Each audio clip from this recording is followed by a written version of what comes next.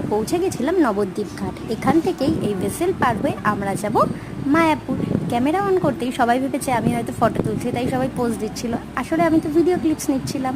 এই একদম ধারে বসে জলের এই শব্দ শুনতে কিন্তু অসম্ভব সুন্দর লাগছিল। তারপরে অবশেষে আমরা পৌঁছে গেলাম মায়াপুর। এখান থেকে মানে ঘাট থেকে মন্দিরের রাস্তাটুকু আমরা ঠিক করেছিলাম আমরা হেঁটেই যাব, কারণ মাঝখানে পথে অনেক সুন্দর সুন্দর মন্দির আছে, সেগুলো একটু দেখতে দেখতে যাব।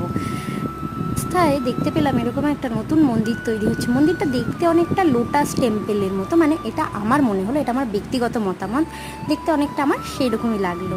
দেখতে দেখতেই আমরা পৌঁছে গেছিলাম মন্দিরের কাছাকাছি। এইটুকু পথ হেঁটে আসার আরেকটা লাভজনক দিক রয়েছে বলে আমার কিন্তু মনে হলো, সেটা হচ্ছে এই রাস্তার দুপাশের সুন্দর সুন্দর দোকানগুলো। এখানে এত সুন্দর সুন্দর গোপী ড্রেস, মানে এক্সে বার্কার